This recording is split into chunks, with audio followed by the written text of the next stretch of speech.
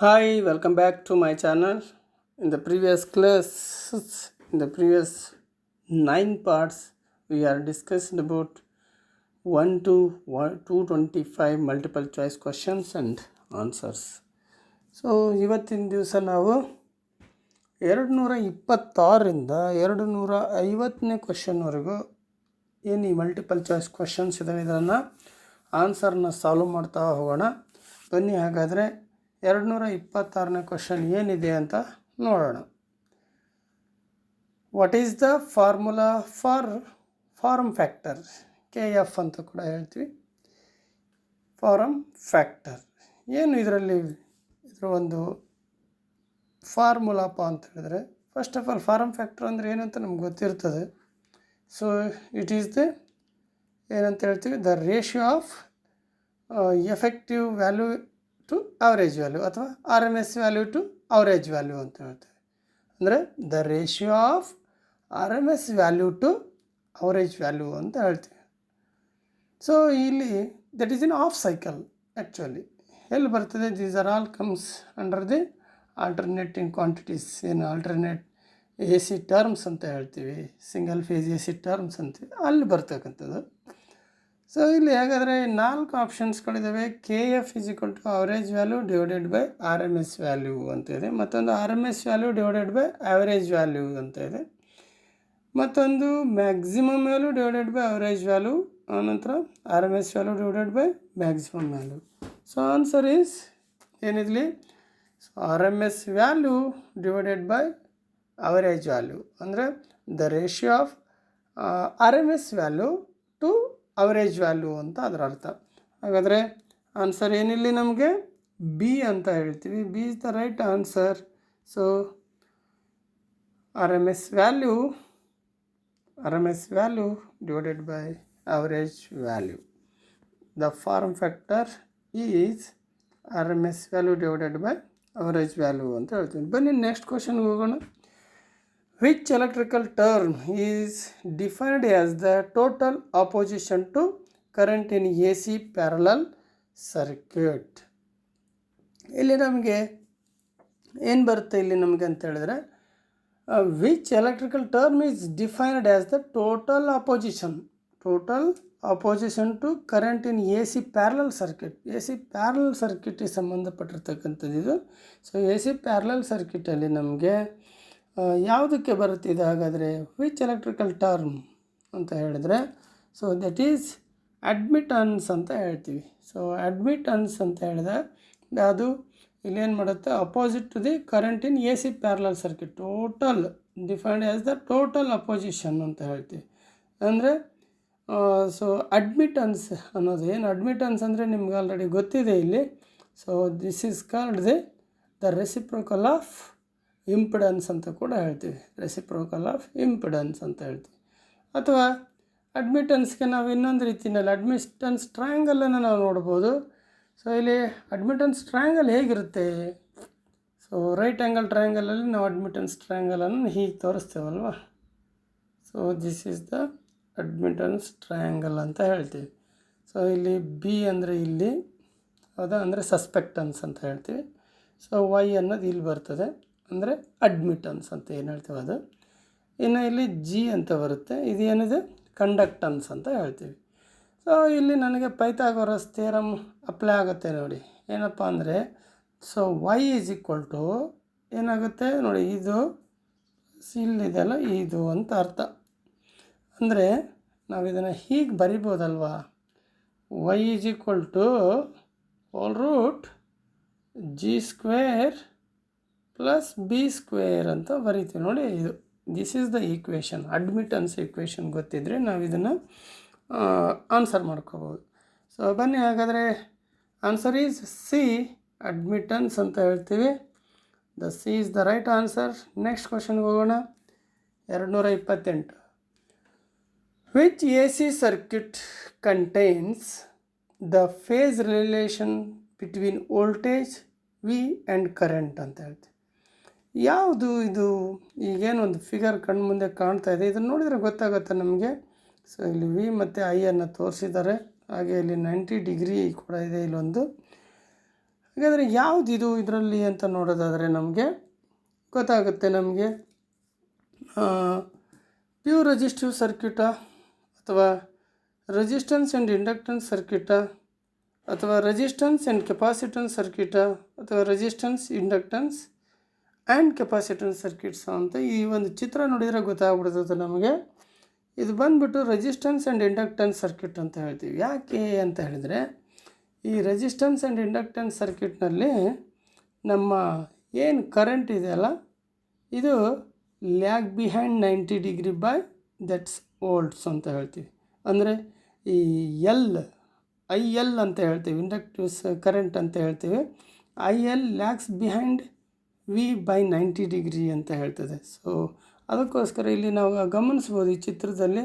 So ಇಲ್ಲಿ V is maximum ಇದ್ದರೆ IL ಆಗಿದೆ ಎಕ್ಸಾಕ್ಟ್ಲಿ 90 ಡಿಗ್ರಿನಲ್ಲಿ ಲ್ಯಾಗ್ ಬಿಹೈಂಡಲ್ಲಿದೆ, 90 ಡಿಗ್ರಿನಲ್ಲಿ ಲ್ಯಾಗ್ ಬಿಹೈಂಡ್ I ಇದೆ ಅಂಥೇಳಿ ಈ ಒಂದು ಫಿಗರ್ನಲ್ಲಿ ನಾವು ನೋಡ್ಬೋದು. ಸೊ ಅದಕ್ಕೋಸ್ಕರ ಆನ್ಸರ್ ಈಸ್ B ಅಂತ ಹೇಳ್ತೀವಿ. B is the right answer. So B is right answer. Resistance and inductance ಸರ್ಕ್ಯೂಟಲ್ಲಿ ಮಾತ್ರ ನೀವು ಈ ರೀತಿ ನೋಡೋದಕ್ಕೆ ಸಾಧ್ಯ.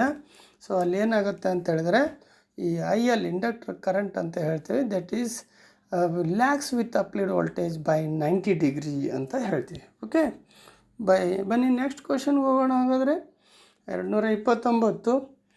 In a 3-phase system if the active power is 4 kilowatt and the operant power is 5 kVA, calculate the reactive power ಅಂತ ಹೇಳ್ತಾರೆ. ಹಾಗಾದರೆ ಫಾರ್ಮುಲಾ ತಕ್ಷಣ ನಮಗೆ ನೆನಪು ಬಂದುಬಿಡಬೇಕು. ಏನದು? ಅಪರೆಂಟ್ ಪವರ್ ಅಂದರೆ VA ಅಂತ ಹೇಳ್ತೀವಿ. ಅಪರೆಂಟ್ ಪವರ್ ಅಂತ ಹೇಳಿದ್ರೆ VA ಅಂತ ಹೇಳ್ತೀವಿ. ಆಗಲೇ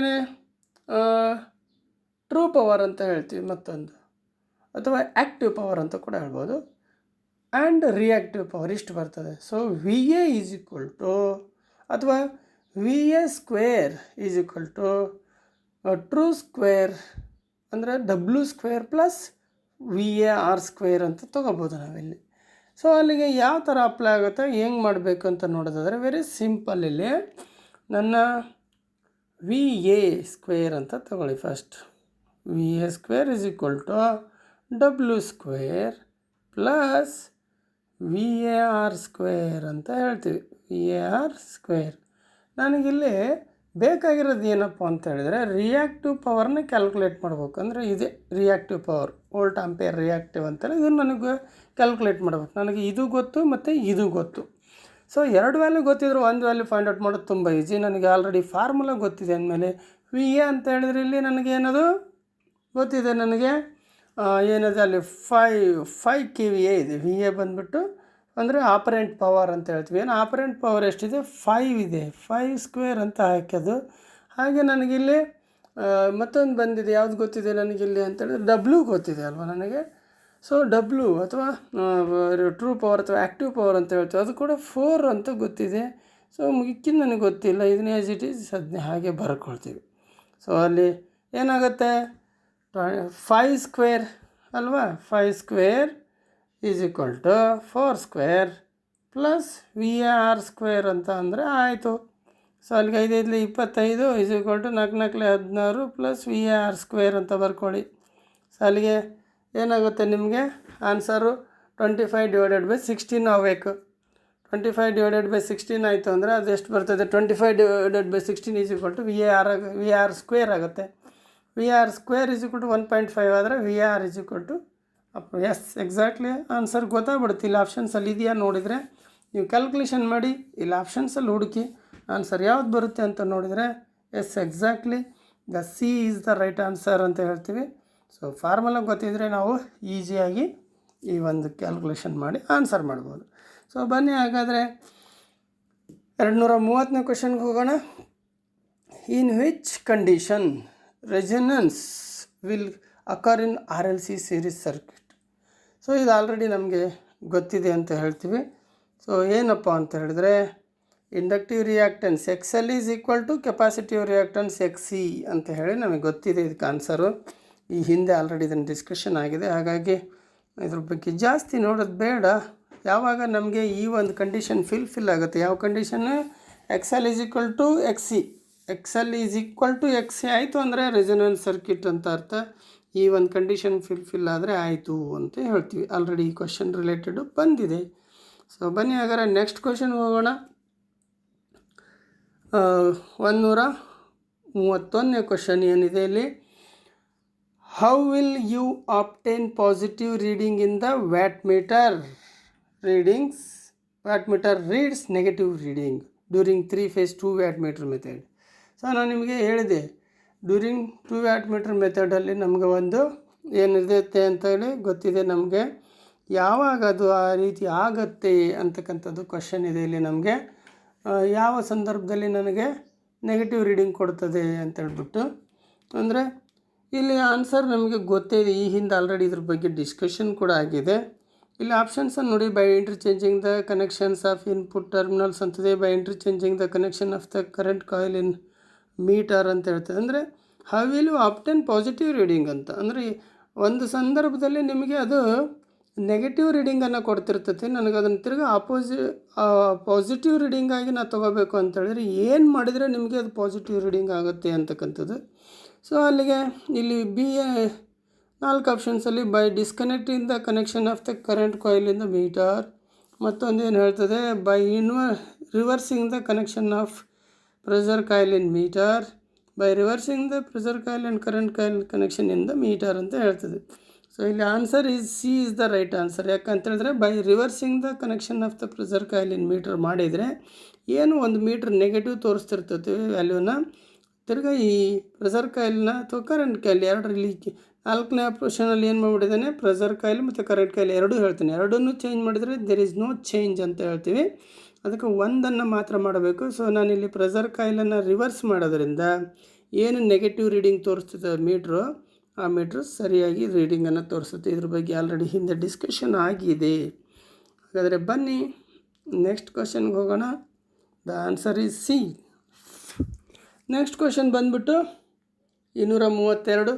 what is the form factor K for the sinusoidal A C. ಈಗಷ್ಟೇ ನಾವು ಬಿಫೋರ್ದಲ್ಲಿ ಒಂದು ನೋಡಿದ್ವಿ ಅದರದ್ದು. What is the form factor ಎಷ್ಟು ಅಂತೇಳಿ ಹೇಳಬೇಕಾಗತ್ತೆ ನಾವಿಲ್ಲಿ. ಫಾರ್ಮ್ ಫ್ಯಾಕ್ಟರ್ ಅಂತ ಹೇಳಿದ್ರೆ ನಮಗೆ ಅಲ್ಲಿ ಏನು ಬರುತ್ತೆಪ್ಪ ಅಂತ ಹೇಳಿದ್ರೆ 707 ಡಿವೈಡೆಡ್ ಬೈ 636 ಅಂತ ಬರ್ತದೆ. ಸೊ ಅಲ್ಲಿಗೆ ಎರಡನ್ನು ಮಾಡಿ ನೋಡಿದರೆ ನಮ್ಗೆ ಗೊತ್ತಾಗುತ್ತೆ ಅಲ್ಲಿ ಆನ್ಸರ್ ಈಸ್ ಏನು ಬರುತ್ತೆ ಅಂತ. ಆನ್ಸರು ಏನು ಬರುತ್ತೆ ಅಂತ ಗೊತ್ತಾಗುತ್ತೆ. ಸೊ ದಟ್ ಈಸ್ 1.11 ಅಂತ ಹೇಳ್ತೀವಿ. ಸೊ ಆನ್ಸರ್ನ ನಾವು ಇಲ್ಲಿ ತಿಳ್ಕೊಬೋದಾಗಿದೆ. ಏನು 707 ಡಿವೈಡೆಡ್ ಬೈ 636 ಮಾಡಿದರೆ ಆಯಿತು. ಇಷ್ಟು ಮಾಡಿದರೆ ನಿಮಗೆ ಆನ್ಸರ್ ಸಿಗುತ್ತೆ. ಓಕೆ, ನೆಕ್ಸ್ಟ್ ಬನ್ನಿ 233ನೇ ಕ್ವಶನ್ಗೆ ಹೋಗೋಣ. What is the reciprocal of inductance in a C parallel circuit.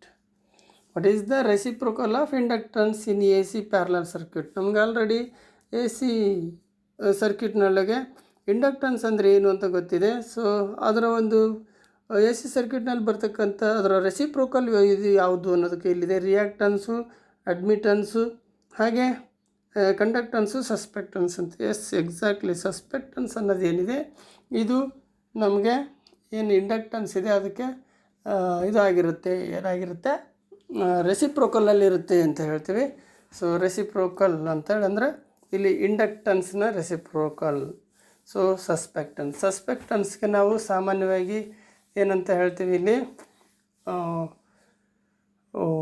Y ಅಂತ ಹೇಳ್ತೀವಿ. ಸೊ ಅಲ್ಲಿ ನಾನು ಸೊ ಇಲ್ಲಿ ಏನಾಗುತ್ತೆ ಎರಡರ ರೆಸಿಪ್ರೋಕಲ್ 1/z ಅಂತ ಏನು ಹೇಳ್ತೀವಲ್ಲ ಹಾಗೆ. ಸೊ ಇದು ಇಂಡಕ್ಟನ್ಸ್ ಸಸ್ಪೆಕ್ಟನ್ಸ್ ಅಂತ ಹೇಳ್ತೀವಿ. Susceptance is equal to inductance is the reciprocal of susceptance ಅಂತ. The reciprocal of inductance is susceptance. The answer is D is the right answer. ಬನ್ನಿ ಹಾಗಾದರೆ ನೆಕ್ಸ್ಟ್ ಕ್ವಶನ್ಗೆ ಹೋಗೋಣ. 234ನೇ ಕ್ವಶನ್ನಲ್ಲಿ ಏನಿದೆ ಅಂತ ನೋಡೋಣ. ಸೊ ಇಲ್ಲಿ what relationship is illustrated in between the current and voltage. Current and voltage ಯಾವುದು ಈ ಒಂದು ಚಿತ್ರದಲ್ಲಿ ಏನು ಕಾಣಿಸ್ತದೆ ಇದನ್ನು ನೋಡಿದರೆ ಗೊತ್ತಾಗುತ್ತೆ ಏನು ರಿಲೇಷನ್ಶಿಪ್ ಇದೆ ವೋಲ್ಟೇಜ್ ಮತ್ತು ಕರೆಂಟಿಗೆ ಅಂತೇಳಿ ಇದರಲ್ಲಿ ಬರ್ತದೆ. Current and voltage are in phase ಅಂತ ಹೇಳುತ್ತೆ. ಹಾಗೆ current and voltage are out of phase ಅನ್ನುತ್ತೆ. Current lags behind the voltage, current leads ahead of the voltage ಅಂತ ಈಗ 4 ಆಪ್ಷನ್ಸ್ಗಳಿದ್ದಾವೆ. ನಮಗೆ ಇಲ್ಲಿ ಗೊತ್ತಿರಬೇಕು, ಇದು ಒಂದು ನೋಡಿದರೆ ಗೊತ್ತಾಗುತ್ತೆ. ವೋಲ್ಟೇಜು ಮತ್ತು ಕರೆಂಟು ಎರಡೂ ಕೂಡ, ಸೊ ವೋಲ್ಟೇಜು ಮ್ಯಾಕ್ಸಿಮಮ್ ಇದ್ದಾಗ ಕರೆಂಟು ಮ್ಯಾಕ್ಸಿಮಮ್ ಇದೆ, ವೋಲ್ಟೇಜು 0 ಇದ್ದಾಗ ಕರೆಂಟು 0 ಇದೆ, ವೋಲ್ಟೇಜ್ ನೆಗೆಟಿವ್ ಮ್ಯಾಕ್ಸಿಮಮ್ ಇದ್ದರೆ ಕರೆಂಟು ನೆಗೆಟಿವ್ ಮ್ಯಾಕ್ಸಿಮಮ್ ಇದೆ. ಸೊ ಹೀಗೆ ಆಲ್ಟರ್ನೇಟಿವಲಿ ಕರೆಕ್ಟ್ ಮ್ಯಾಕ್ಸಿಮಮ್ ಮಿನಿಮಮ್ ಹೋಗ್ತಾ ಇದೆ ಅಂತ ಹೇಳಿದ್ರೆ it's no doubt at all ಏನಂತ ಹೇಳ್ತೀವಿ, current and voltage are in phase ಅಂತ ಹೇಳ್ತೀವಿ. ಸೊ ಇದು ಇನ್ ಫೇಸ್ ಕಂಡೀಷನಲ್ಲಿರೋದಾಗ ಮಾತ್ರ ಈ ರೀತಿ, ಅಂದರೆ ಪ್ಯೂರ್ ರೆಸಿಸ್ಟಿವ್ ಸರ್ಕ್ಯೂಟ್ ಅಂತ ಏನು ಹೇಳ್ತೀವಿ, ಪ್ಯೂರ್ ರೆಸಿಸ್ಟಿವ್ ಸರ್ಕ್ಯೂಟಲ್ಲಿ ಮಾತ್ರ ಈ ರೀತಿ ನೀವು ನೋಡ್ಬೋದು. ಆವಾಗ ಕರೆಂಟ್ ಆ್ಯಂಡ್ ವೋಲ್ಟೇಜಸ್ ಆರ್ ಇನ್ ಫೇಸಲ್ಲಿರುತ್ತೆ. ನಿಮಗೆಲ್ಲ ಗೊತ್ತಿದೆ ಯಾವಾಗ ಇನ್ ಫೇಸಲ್ಲಿರುತ್ತೆ, ಯಾವಾಗ ಔಟ್ ಆಫ್ ಫೇಸಲ್ಲಿರುತ್ತೆ, ಯಾವಾಗ ಲೀಡಿಂಗ್ ಫ್ಯಾಕ್ಟ್ರಲ್ಲಿರುತ್ತೆ, ಯಾವಾಗ ಲ್ಯಾಗಿಂಗ್ ಫ್ಯಾಕ್ಟ್ರಲ್ಲಿರುತ್ತೆ ಅನ್ನೋದು ಕೂಡ ನಾವು ಎ ಸಿ ಸರ್ಕ್ಯೂಟ್ಸನ್ನು ಸ್ಟಡಿ ಮಾಡಬೇಕಾದ್ರೆ ನೋಡಿದ್ದೀವಿ. So based on that the answer is A ಅಂತ ಹೇಳ್ತೀವಿ. A is the right answer. Current and voltage are in phase ಇದ್ದಾಗ ನಾವು ಈ ರೀತಿಯಾಗಿರ್ತಕ್ಕಂಥ ಒಂದು ಸೈನಿಸೋಯಿಡಲ್ಸ್ನ ನೋಡೋದಕ್ಕೆ ಸಾಧ್ಯ. ಬನ್ನಿ ಹಾಗಾದರೆ next question 235. Calculate the total power by 2 watt meter W1 and W2. So 2 watt meter ಮೆಥಡ್ನಲ್ಲಿ ಪವರ್ನ ಕ್ಯಾಲ್ಕುಲೇಷನ್ ಮಾಡಬೇಕಾದ್ರೆ if one of the watt meter W2 reading is taken after reversing. ನಾವು ಒಂದು ಹೇಳಿದ್ವಿ, ಸಮ್ಟೈಮ್ಸ್ ಏನಾಗುತ್ತೆ, ಒಂದು ಮೀಟರು ಕ್ವಿಕ್ ಬ್ಯಾಕ್ ಆಗ್ತಿರ್ತದೆ. ಅಂಥ ಸಂದರ್ಭದಲ್ಲಿ ನಾವು ಅದನ್ನು ಏನು ಮಾಡ್ತೀವಿ, ತೆಗೆದು ಇಂಟರ್ಚೇಂಜ್ ಮಾಡ್ತೀವಿ. ಸೊ ಆವಾಗ ಇಲ್ಲಿ ಏನು ಮಾಡಬೇಕಾಗತ್ತೆ ಅಂದರೆ ಈ ಸಂದರ್ಭದಲ್ಲಿ ನೆಗೆಟಿವ್ ರೀಡಿಂಗ್ ಇದು ಇಂಟರ್ಚೇಂಜ್ ಮಾಡಿದಾಗ, ಅಂದರೆ ಏನು ರೀಡಿಂಗ್ಸ್ ಟೇಕನ್ ಆಫ್ಟರ್ ರಿವರ್ಸಿಂಗ್ ಅಂತ, ರಿವರ್ಸಿಂಗ್ ಮಾಡಿದ ಮೇಲೆ ಬರ್ತಕ್ಕಂಥ ರೀಡಿಂಗನ್ನು ನಾವು ಏನಂತ ತೊಗೋಬೇಕು, ನೆಗೆಟಿವ್ ಅಂತ ತೊಗೋಬೇಕು ಅಂತ. ಅಂದರೆ ನೆಗೆಟಿವ್ ತೋರಿಸ್ತಿರ್ತದೆ, ಅದನ್ನು ಇಂಟರ್ಚೇಂಜಿಂಗ್ ಮಾಡಿದ ಮೇಲೆ ಪಾಸಿಟಿವ್ ವ್ಯಾಲ್ಯೂ ತೋರಿಸ್ತಿರ್ತದೆ. ಬಟ್ ನೆಗೆಟಿವ್ ವ್ಯಾಲ್ಯೂ ತೋರಿಸ್ತಾ ಇದ್ದಾಗಿಂದು ಮೀಟ್ರ್ ಯಾವಾಗ ರಿವರ್ಸಿಂಗ್ ಮಾಡಿದಾಗ ನನಗೆ ಪಾಸಿಟಿವ್ ವ್ಯಾಲ್ಯೂ ತೋರಿಸ್ತು, ಅದನ್ನು ನಾನು ಪಾಸಿಟಿವ್ ವ್ಯಾಲ್ಯೂ ಅಂತ ತೊಗೊಬಾರ್ದು, ಬದಲಾಗಿ ನೆಗೆಟಿವ್ ವ್ಯಾಲ್ಯೂ ಅಂತ ತೊಗೋಬೇಕು ಅಂತೇಳಿ ನಾವು ಥಿಯರಿನಲ್ಲಿ ಓದಿದ್ದೀವಿ. ಸೊ ಹಾಗಾದರೆ ಇಲ್ಲಿ ಆನ್ಸರ್ ಏನು ಅಂತ ಹೇಳಿದ್ರೆ W1 ಮೈನಸ್ W2 ಆಗುತ್ತೆ. ಅಂದರೆ ಏನು ನಮ್ಮ W2 ರಿವರ್ಸಿಂಗ್ ಇತ್ತು, ರೀಡಿಂಗ್ ನೆಗೆಟಿವ್ ತೋರಿಸ್ತಾ ಇತ್ತು, ಆಫ್ಟರ್ ರಿವರ್ಸಿಂಗ್ ಮಾಡಿದ ಮೇಲೆ ಸರಿ ಆಯಿತು, ಆ ರೀಡಿಂಗನ್ನು ನಾವು ಮೈನಸ್ ವ್ಯಾಲ್ಯೂನಲ್ಲಿ ತೊಗೊತೀವಿ. ಅದಕ್ಕೋಸ್ಕರ W1 ಮೈನಸ್ W2 ಅಂತೇಳಿ ನಾವು ತೊಗೋಬೇಕಾಗತ್ತೆ. This is the answer. W1 minus W2 is the right answer. C is right answer ಅಂತ ಹೇಳ್ತೀವಿ. ಸೊ ಬನ್ನಿ ನೆಕ್ಸ್ಟ್ ಹೋಗೋಣ. In which 3-phase system the artificial neutral is required to measure. So ಇಲ್ಲಿ artificial neutral ಅಂದ ತಕ್ಷಣ ನೆನಪು ಬಂದುಬಿಡ್ಬೇಕು ನಮಗೆ ಯಾವ ಕನೆಕ್ಷನ್ ಅನ್ನೋದು. So in which 3-phase system the artificial neutral is required to measure the phase voltage ಅಂತ. ಅಂದರೆ 3 ಫೇಸ್ನ ಸಿಸ್ಟಮ್ನಲ್ಲಿ 3-phase ಸಿಸ್ಟಮಲ್ಲಿ ನಾವು ಏನು ಮಾಡಬೇಕಾಗತ್ತೆ ಅಂತೇಳಿದ್ರೆ ಫೇಸ್ ವೋಲ್ಟೇಜನ್ನು ಮೆಜರ್ ಮಾಡಬೇಕಾದ್ರೆ ನನಗೆ ಅಲ್ಲೊಂದು ಆರ್ಟಿಫಿಷಿಯಲ್ ಅದ್ರ ಎಸ್ಪೆಷಲಿ 3 ವೈರ್ ಸಿಸ್ಟಮ್ ಇತ್ತಪ್ಪ ಅಂತ ಹೇಳಿದ್ರೆ ಅಲ್ಲಿ ನನಗೆ ನ್ಯೂಟ್ರಲ್ ಇರೋದಿಲ್ಲ ಅವಾಗ. ಸೊ ಆವಾಗ ಆರ್ಟಿಫಿಷಿಯಲ್ ನ್ಯೂಟ್ರಲನ್ನು ನಾವು ಹೇಗೆ ತೊಗೋಬೇಕಲ್ಲಿ ಅಂತ ಹೇಳ್ತೀವಿ.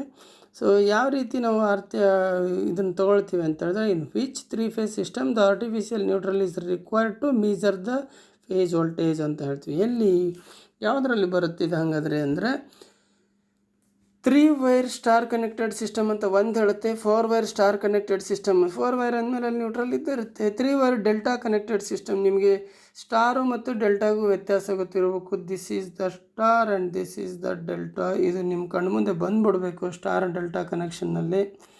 ಸೊ ಮತ್ತೊಂದು 4 ವೈರ್ ಡೆಲ್ಟಾ ಕನೆಕ್ಟೆಡ್ ಸಿಸ್ಟಮ್ ಅಂತ ಹೇಳ್ತದೆ. ನಿಮಗೆ ಡೆಲ್ಟಾ ಕನೆಕ್ಟೆಡ್ ಸಿಸ್ಟಮಲ್ಲಿ 4 ವೈರ್ ಇರುತ್ತಾ, ಹೇಗಿರುತ್ತೆ ಅಂತೇಳಿ ನಿಮಗೆ ಗೊತ್ತಾಗಬೇಕು.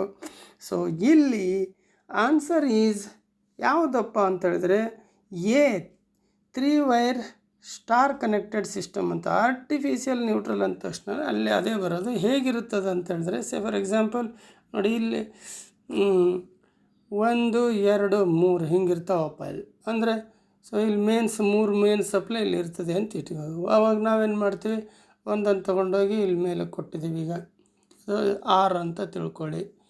ಆಮೇಲೆ ಸೊ ಮತ್ತೊಂದನ್ನು ಈ ಕಡೆ ದೇವ್ರನ್ನ ತೊಗೊಂಡೋಗಿ ಇಲ್ಲಿ ನಾನು ಎರಡನೇದು ಕೊಡ್ತೀನಿ ಆರ್ ವೈ ಅಂತ ತಿಳ್ಕೊಳ್ಳಿ ಅದನ್ನು, ಮತ್ತು ಇಲ್ಲಿಂದ ತೊಗೊಂಡೋಗಿ ಇದನ್ನು ಇಲ್ಲಿ ಕೊಡ್ತೀನಿ ಬಿ ಅಂತ ತಿಳ್ಕೊಳ್ಳಿ. ಸೊ ಆರ್ ವೈ ಬಿ 3 ಹಿಂಗೆ ಕನೆಕ್ಟ್ ಮಾಡಿದ್ದೀವಿ. ಸೊ ಇಲ್ಲಿ 3 ಕಡೆಗೂ ಲ್ಯಾಂಪ್ ಇದೆ ಅಂತ ಅಂದ್ಕೊಳ್ಳಿ, ಸ್ಟಾರ್ ಕನೆಕ್ಟೆಡ್. ಇನ್ ಬಿಟ್ವೀನ್ ಈ ಸ್ಟಾರ್ ಪಾಯಿಂಟ್ ಇದೆಯಲ್ಲ, this is the artificial neutral ಅಂತ ಹೇಳ್ತೀವಿ. ಆರ್ಟಿಫಿಷಿಯಲ್ ನ್ಯೂಟ್ರಲ್ ಅಂದರೆ ಅದೇನೇ. ಸೊ ಇನ್ನು ಸ್ಟಾರ್ ಕನೆಕ್ಷನಲ್ಲಿ ನಾವು ಇದನ್ನು ನೋಡ್ತೀವಿ. ಈ ಮುಖಾಂತರ ನಾವೇನು ಮಾಡ್ಬೋದು ಅಂತ ಹೇಳಿದ್ರೆ, ಈ ಸ್ಟಾರ್ ಪಾಯಿಂಟನ್ನು ಆರ್ಟಿಫಿಷಿಯಲ್ ಸ್ಟಾರ್ ಪಾಯಿಂಟಿಗೆ ಮತ್ತು ಫೇಸ್ ಲೈನ್ಗೆ ಒಂದೊಂದು ಇದಕ್ಕೆ ಈ ಪಾಯಿಂಟ್ ಹಿಡ್ಕೊತ ಹೋದರೆ ಸೊ ನಾವು ಫೇಸ್ ವೋಲ್ಟೇಜನ್ನು ಮೆಜರ್ ಮಾಡಬಹುದು ಅಂತ, ಮೆಜರ್ ದಿ ಫೇಸ್ ವೋಲ್ಟೇಜ್ ಅಂತ ಹೇಳ್ತೀವಿ. ಸೊ ದಿಸ್ ಈಸ್ ಇದೇನು ಸ್ಟಾರ್ ಪಾಯಿಂಟ್ ಆಗುತ್ತಲ್ಲ, ಈ ಸ್ಟಾರ್ ಪಾಯಿಂಟನ್ನೇ ಆರ್ಟಿಫಿಷಿಯಲ್ ನ್ಯೂಟ್ರಲ್ ಅಂತ ಹೇಳೋದು. ಸೊ 3 ವೈರ್ ಸ್ಟಾರ್ ಕನೆಕ್ಟೆಡ್ ಸಿಸ್ಟಮಲ್ಲಿ ಬರ್ತಕ್ಕಂಥದ್ದು. ಬನ್ನಿ ಹಾಗಾದರೆ ನೆಕ್ಸ್ಟ್ ಕ್ವಶನ್ಗೆ ಹೋಗೋಣ. What is the line voltage in 3 phase system? ಅಂದರೆ what is the line voltage in 3 phase system if the phase voltage is 240 volts. ಏನು ಈ ಹಿಂದಿನ ನೋಡ್ಕೊಂಡ್ವಿ, ಅಲ್ಲಿ ಫೇಸ್ ವೋಲ್ಟೇಜ್ 240 ವೋಲ್ಟ್ ಆದರೆ ನಮಗೆ ಲೈನ್ ವೋಲ್ಟೇಜ್ ಎಷ್ಟಿರುತ್ತೆ ಅಂತೇಳ್ಬಿಟ್ಟು ಇದು ಕ್ವಶನ್. ಈಗಿರೋ ನೋಡಿರೋ ಸಿಸ್ಟಮಲ್ಲೇ ತೊಗೊಳಿದ್ರೆ ನಾವು ಫೇಸ್ ವೋಲ್ಟೇಜ್ 240 ಅಂತ ತೊಗೊಂಡಿವಿ ಅಂತ ತಿಳ್ಕೊಬೇಕು. 240 ಬಂದಿದೆ. ಹಾಗಾದರೆ ಲೈನ್ ವೋಲ್ಟೇಜ್ ಎಷ್ಟಿರುತ್ತೆ ಅಲ್ಲಿ? What is the line voltage ಅಂತ ಹೇಳಿದ್ರೆ, ಎಸ್ ಎಕ್ಸಾಕ್ಟ್ಲಿ ಅಲ್ಲಿ √3 ಟೈಮ್ಸಲ್ಲಿ ಚೇಂಜ್ ಇರುತ್ತೆ ಅಂತ ಗೊತ್ತಿದೆ ನಮಗೆ. √3 times change, √3 times of the V phase ಅಂತ ಅರ್ಥ. ಅದು √3 times of the V phase ಅಂದರೆ ಎಷ್ಟಾಗುತ್ತೆ? 1.732 ಇಂಟು 240. ಹೌದಾ? 1.732 ಇಂಟು 240 ಹಾಕಿದರೆ ಎಷ್ಟಾಗುತ್ತೋ ಅದು ಇಲ್ಲಿ ಆನ್ಸರ್ ಆಗಿರುತ್ತೆ. ಸೊ ಎಷ್ಟು ಬರುತ್ತೆ ನೋಡಿ ಆನ್ಸರ್ ನಮಗೆ ಗೊತ್ತಾಗುತ್ತೆ. 415 ವೋಲ್ಟ್ಸ್ ಬರ್ತದೆ ಅದಕ್ಕೆ. 1.732 ಇಂಟು 240 ಮಾಡಿದರೆ ನಮಗೆ 415 ವೋಲ್ಟ್ ಬರುತ್ತೆ. So that is the answer.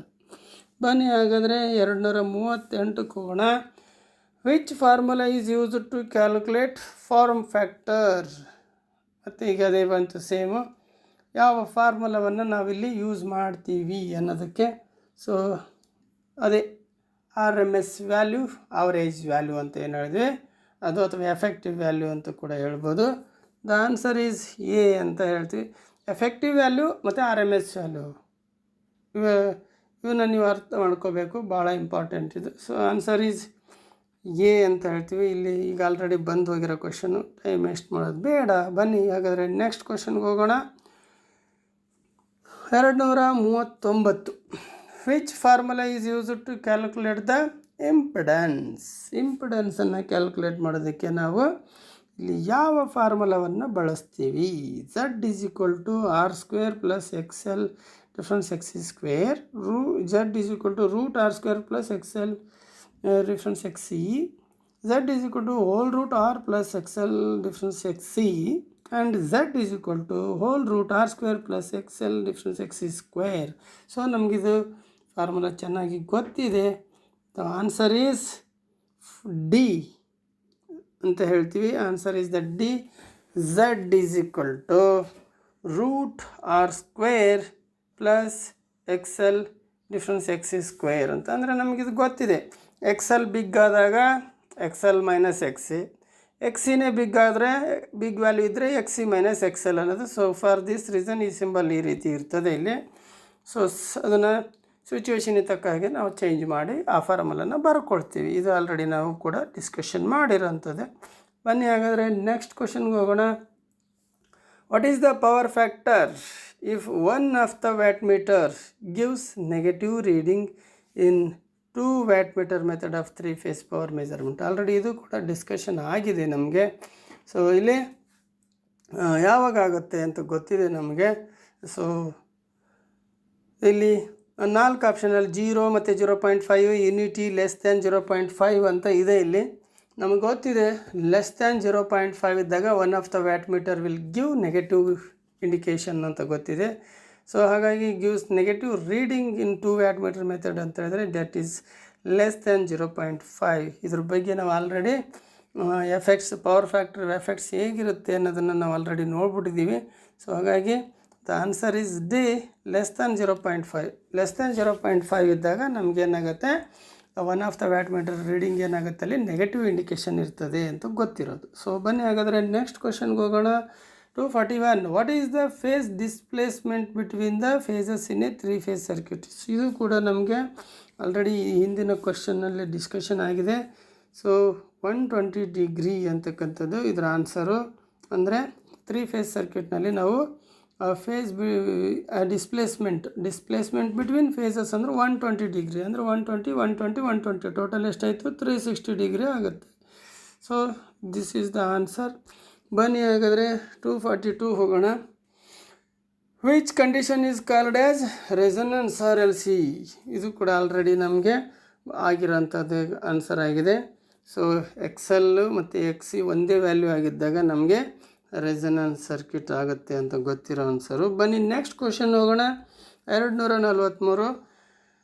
Which quantity is rotating at constant angular velocity? ಇಲ್ಲಿ scalar quantity, vector quantity, phasor quantity ಮತ್ತು ಆಲ್ಜಿಬ್ರಿಕ್ ಕ್ವಾಂಟಿಟಿ ಅಂತ 4 ಆಪ್ಷನ್ಸ್ ಇದು. ಅದರಲ್ಲಿ especially which quantity is rotating at a constant angular ಅಂತ ಹೇಳ್ತೀವಿ. So constant angular ನಮಗೆ ಸಾಮಾನ್ಯವಾಗಿ scalar quantity ಅಂದರೆ ಏನು ಗೊತ್ತು, ವೆಕ್ಟರ್ ಕ್ವಾಂಟಿಟಿ ಅಂದರೆ ಏನು ಗೊತ್ತು, ಹಾಗೆ ಫೇಸರ್ ಕ್ವಾಂಟಿಟಿ ಅಂತ ಅಂದರೂ ಏನು ಗೊತ್ತು, ಹಾಗೆ ಆಲ್ಜಿಬ್ರಿಕ್ ಕ್ವಾಂಟಿಟಿ ಅಂದರೆ ಏನು ಅಂತಲೂ ಗೊತ್ತಿದೆ ನಮಗೆ ಅಲ್ವಾ. ಸೊ ಇಲ್ಲಿ ಮತ್ತೆ ಒಂದು ಸಲ ನಿಮಗೆ ನೆನಪು ಮಾಡಿಸೋದಾದರೆ ಇಲ್ಲಿ ಸ್ಕೇಲರ್ ಕ್ವಾಂಟಿಟಿಗೆ ಎಕ್ಸಾಂಪಲನ್ನು ಯಾವ್ದು ತೊಗೊಳ್ತೀವಿ, ಎನರ್ಜಿ, ವ್ಯಾಲ್ಯೂಮ್, ಟೆಂಪ್ರೇಚರ್ ಅಂತ ಹೇಳ್ತೀವಿ. So this is scalar quantity ಅಂದರೆ ಅಡಿಷನ್ ಮಾಡಿಬಿಡ್ತೀವಿ, ನೇರವಾಗಿ ಬರ್ತದೆ. ಹಾಗೆ ವೆಕ್ಟರ್ ಕ್ವಾಂಟಿಟಿ ಅಂದರೆ ವೆಕ್ಟರಿಕಲ್ ಅಡಿಷನ್ ಬರ್ತದೆ ನಮಗಿಲ್ಲಿ. ಸೊ ಅದಕ್ಕೆ ನಮಗೆ ಎಕ್ಸಾಂಪಲ್ ಅಂದರೆ ಫೋರ್ಸು, ವೆಲಾಸಿಟಿ, ವೆಯ್ಟ್ ಅಂತೇಳಿ ತೊಗೊಂಡು ನೋಡಿದ್ದೀವಿ. ಬಟ್ ಇಲ್ಲಿರೋದು ಯಾವುದು, ಆ್ಯಂಗ್ಯುಲರ್ ವೆಲಾಸಿಟಿ ಇದೆ. ಸೊ ಆ್ಯಂಗ್ಯುಲರ್ ವೆಲಾಸಿಟಿ ಅಂತ ಅಂದ ತಕ್ಷಣ ನಮಗೆ ನೆನಪಾಗಬೇಕಾಗಿದ್ದು ಎಕ್ಸಾಕ್ಟ್ಲಿ ಫೇಸರ್ ಕ್ವಾಂಟಿಟಿ ಅಂತ ಹೇಳ್ತೀವಿ. ಫೇಸರ್ ಕ್ವಾಂಟಿಟಿನಲ್ಲಿ ಏನು ಮಾಡ್ತೀವಿ ನಾವು, ಸೊ ಇದು the phasor is A vector that is rotating at a constant angular velocity ಅಂತ ಹೇಳ್ತೀವಿ. A straight line with an arrow head is used to represent the the magnitude and phase of the sinusoidal alternating quantities ಅಂತ ಹೇಳ್ತೀವಿ. Current, voltage ಅಂತ ಏನು ಹೇಳ್ತೀವಿ, this are all called the phasor ಅಂತ ಹೇಳ್ತೀವಿ. So current, voltage and power ಅಂತಲೂ ಕೂಡ ಬರ್ತದೆ. So it is the phasor diagram ಅಂತ ಹೇಳಿ ನೀವು ನೋಡಿದ್ದೀವಿ already. So that is the answer is C, phasor quantity ಅಂತ ಹೇಳ್ತೀವಿ. ಬನ್ನಿ ಹಾಗಾದರೆ ನೆಕ್ಸ್ಟ್ ಹೋಗೋಣ. 244. Which device converts sunlight into electrical energy? Almost ಎಲ್ಲರಿಗೂ ಗೊತ್ತಿರ್ತಕ್ಕಂಥದ್ದು. ಸೂರ್ಯನ ಬಿಸಿಲಿನಿಂದ ಎಲೆಕ್ಟ್ರಿಕಲ್ ಎನರ್ಜಿನನ್ನು ನಾವು ಯಾವುದರಲ್ಲಪ್ಪ ಕನ್ವರ್ಟ್ ಮಾಡ್ಕೊಳ್ತೀವಿ ಅಂದರೆ photovoltaic cell, liquid crystal diode, light emitting diode, light dependent resistor ಎಲ್ಲ ಗೊತ್ತಿರೋಂಥದ್ದೇ ಫೋಟೋವೋಲ್ಟಾಯಿಕ್ ಸೆಲ್. ಏನು ನಿಮ್ಮ solar cell, solar panel board ಅಂತ ಹೇಳ್ತೀರಿ. So that is the photovoltaic cell. The answer is A is the right answer. ಅಂದರೆ ಸನ್ಲೈಟನ್ನು electrical ಎನರ್ಜಿಯಾಗಿ convert ಮಾಡೋದಕ್ಕೆ ನಾವು ಬಳಸ್ತಕ್ಕಂಥದ್ದು ಇದೇ ಫೋಟೋವೋಲ್ಟಾಯಿಕ್ ಸೆಲ್ ಅಂತ ಹೇಳ್ತೀವಿ. ಸೊ ಹಾಗಾದರೆ ಬನ್ನಿ ನೆಕ್ಸ್ಟ್ ಕ್ವಶನ್ಗೆ ಹೋಗೋಣ. Which law secondary cell works? Secondary cell ಯಾವ ಒಂದು ಲಾದ ಬೇಸ್ ಮೇಲೆ ವರ್ಕ್ ಮಾಡುತ್ತೆ ಅಂತೇಳಿ ಕೇಳ್ತದೆ. Lenz law, Joule's law, Faraday's laws of electrolysis, Faraday's laws of electromagnetic induction. So ಇಲ್ಲಿ Faraday's laws of electromagnetic induction ಅಂದ ತಕ್ಷಣ ಜನರೇಟರ್ ನೆನಪು ಮಾಡ್ಕೋಬೇಕಾಗತ್ತೆ ನಾವು. ಫ್ಯಾರಡೇಸ್ ಲಾಸ್ ಆಫ್ ಎಲೆಕ್ಟ್ರೋಲಿಸಿಸ್ ಅಂದರೆ ಸೆಲ್ಸನ್ನು ನಾವಿಲ್ಲಿ ನೆನಪು ಮಾಡ್ಕೋಬೇಕಾಗತ್ತೆ. ಸೊ ಅಲ್ಲಿ ಸೆಕೆಂಡರಿ ಸೆಲ್ ಅನ್ನೋದು ಏನಿದೆ, ಇದು ಈ Faraday's law of electrolysis, law of Faraday's laws of electrolysis ಅಂತ ಇದೆಯಲ್ಲ, ಈ ಬೇಸ್ ಮೇಲೆ ನಮ್ಮ ಸೆಕೆಂಡರಿ ಸೆಲ್ಲು ವರ್ಕ್ ಮಾಡುತ್ತೆ ಅಂತೇಳಿ ನಾವು ಓದಿದ್ದೀವಲ್ವ. Yes, the answer is C ಅಂತ ಹೇಳ್ತೀವಿ. ಸೊ ಬನ್ನಿ ಹಾಗಾದರೆ ನೆಕ್ಸ್ಟ್ ಕ್ವಶನ್ಗೆ ಹೋಗೋಣ. 246ನೇ question. What is the formula to calculate the mass deposited during electrolysis? ಈಗಷ್ಟೇ ನಾವು ಇದೇ ಒಂದು ಕ್ವಶನ್ನು ನೋಡಿದ್ವಲ್ಲ, ಸೇಮ್. ಸೊ ಇಲ್ಲಿ mass deposited during electrolysis, electroplating ಅಂತ ಏನು ಹೇಳ್ತೀವಿ, ಎಲೆಕ್ಟ್ರೋಲೈಸಿಸ್. ಸೊ ಇಲ್ಲಿ ಯಾವುದ್ರ ಮೇಲೆ ಮಾಸ್ ಡೆಪಾಸಿಟೆಡ್ ಯಾವುದ್ರ ಮೇಲೆ ಡಿಪೆಂಡ್ ಆಗೈತೆ ಅಂತ ಹೇಳ್ತೀವಿ.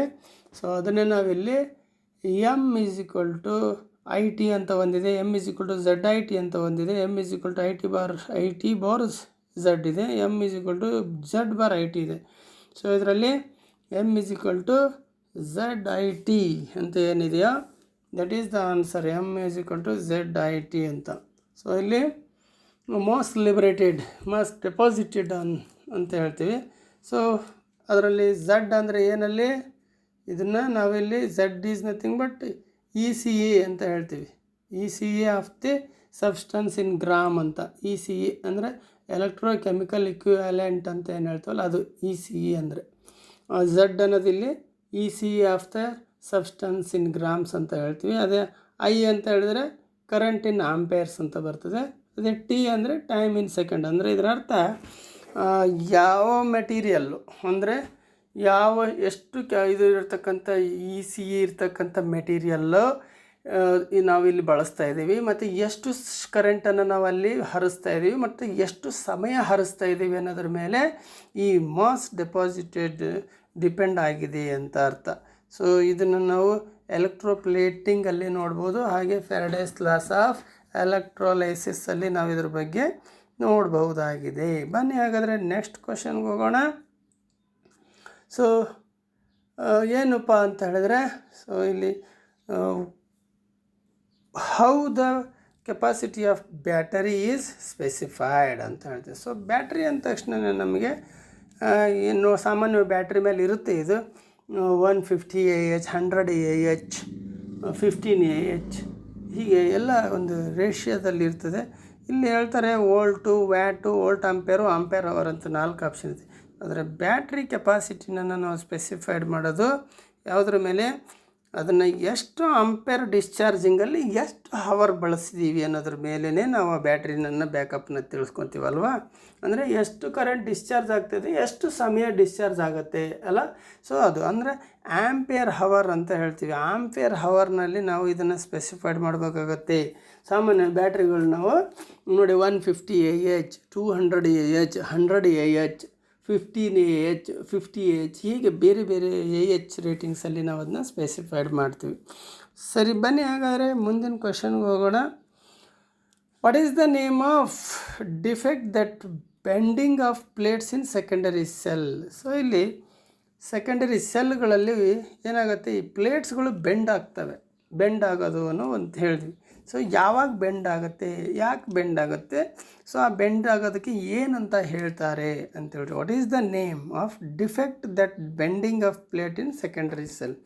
ಇಲ್ಲಿ buckling, local action, partial short, hard sulphation ಅಂತ 4 ಆಪ್ಷನ್ ಇದೆ.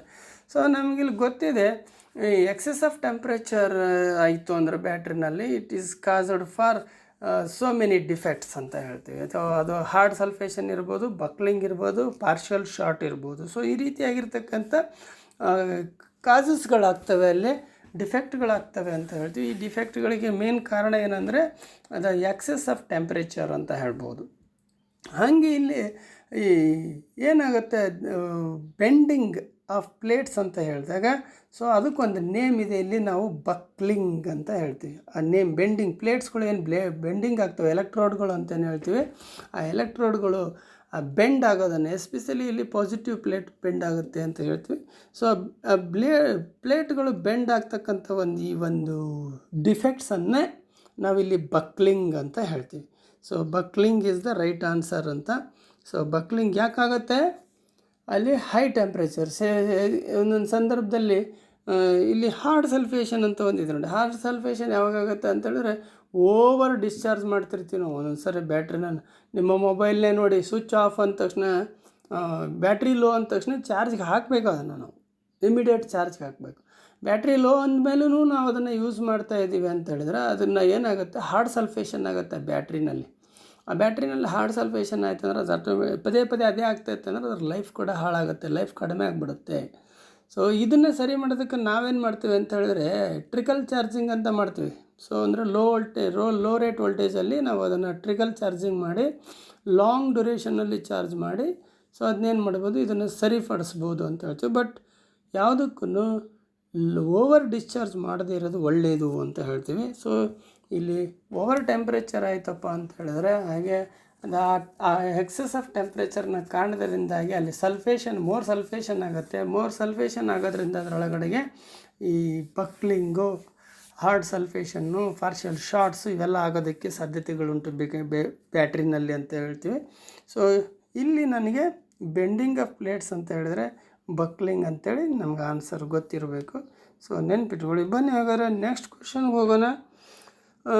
What is the unit of electric charge? What is the unit of electric charge? ಎಲ್ಲರಿಗೂ ಗೊತ್ತೇ ಇದೆ ಅಂದ್ಕೊಳ್ತೀನಿ. Volt, watt, ampere. Answer is yes, you are right. Coulomb is the right answer ಅಂತ ಹೇಳ್ಬೋದು. So electric charge ಅಂದ ತಕ್ಷಣ ನಮಗೇನು ಬರಬೇಕಾಗುತ್ತೆ? The product of current in ampere and time seconds ಅಂತ ಹೇಳ್ತೀವಿ. The product of current in ampere and time in seconds is nothing but coulomb ಅಂತ ಗೊತ್ತಿದೆ ನಮಗೆ. ಸೊ ಅದನ್ನೇ ಎಲೆಕ್ಟ್ರಿಕ್ ಚಾರ್ಜ್ ಅಂತ ಹೇಳೋದು. ಯಾವುದು? The product of current in ampere and time in seconds, that is the electric charge. It is measured in coulomb ಅಂತ ಹೇಳ್ತೀವಿ. ಕೂಲಂಬಲ್ಲಿ ನಾವು ಇದನ್ನು ಯೂನಿಟ್ಸನ್ನು ಇದ್ರ ಯೂನಿಟ್ ಬಂದು ಕೂಲಂಬ್ ಅಂತ. So answer is D is the right answer ಅಂತ ಹೇಳ್ತೀವಿ. ಸೊ ಹಾಗಾದರೆ ಬನ್ನಿ ನೆಕ್ಸ್ಟ್ ಕ್ವಶನ್ಗೆ ಹೋಗೋಣ. ಟುಡೇಸ್ ಲಾಸ್ಟ್ ಕ್ವಶನ್ ಅಂತಲೇ ಹೇಳ್ಬೋದು. What is the output voltage of lithium cell? So ನಮಗೆ ಇಲ್ಲಿ ಸೋ ಮೆನಿ ಟೈಪ್ಸ್ ಆಫ್ ಸೆಲ್ಸ್ಗಳು ಬರ್ತವೆ. ಪ್ರೈಮರಿ ಸೆಲ್ಸ್ ಅಂತ ಹೇಳ್ತೀವಿ. ವೋಲ್ಟಾಯಿಕ್ ಸೆಲ್ ಇರ್ಬೋದು, ಆಲ್ಕಲೈನ್ ಸೆಲ್ ಇರ್ಬೋದು, Mercury cell, silver oxide cell, lithium cell, carbon zinc cell, ಹೀಗೆ ಸೋ ಮೆನಿ ಟೈಪ್ ಸೆಲ್ಸ್ಗಳು ಬರ್ತವೆ. ನಮಗೆ ಸೆಲ್ ಅಂದ ತಕ್ಷಣ ನೆನಪು ಬರೋದು 1.5 ವೋಲ್ಟ್ಸ್ ಅಂತ. But what is the output voltage of the lithium cell ಅಂತೇಳಿ ಕ್ವಶನ್ ಬಂದಿದೆ. ಸಾಮಾನ್ಯವಾಗಿ ಲಿಥಿಯಮ್ ಸೆಲ್ಲಲ್ಲಿ 2.5 to 3.6 ವೋಲ್ಟ್ಸ್ನಷ್ಟು ಇರ್ತದೆ ಅಂತ ಹೇಳ್ತೀವಿ ನಾವು ಥಿಯರಿಟಿಕಲಿ.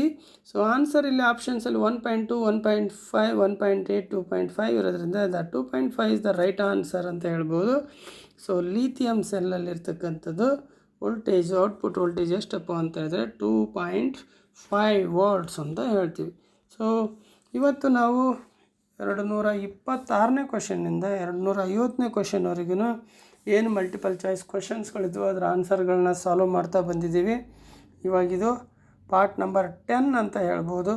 ಸೊ ಇಲ್ಲಿವರೆಗೂ 1ರಿಂದ 10 ಪಾರ್ಟ್ ಏನಿದಾವೆ ಇವನ್ನೆಲ್ಲವನ್ನು ಕರೆಕ್ಟಾಗಿ ನೋಡ್ಕೊಳ್ತಾ ಬಂದರೆ ಬರ್ತಕ್ಕಂಥ ಎಕ್ಸಾಮ್ನಲ್ಲಿ ನೀವು ಫಸ್ಟ್ ಇಯರ್ ಎಕ್ಸಾಮಲ್ಲಿ ಆರಾಮಾಗಿ ಒಳ್ಳೆ ಸ್ಕೋರಲ್ಲಿ ಪಾಸ್ ಆಗ್ಬೋದು ಅಂತ ಹೇಳ್ತಾ ಇವತ್ತಿನ ಸೆಷನನ್ನು ಮುಗಿಸೋಣ. Thank you. Have a nice day.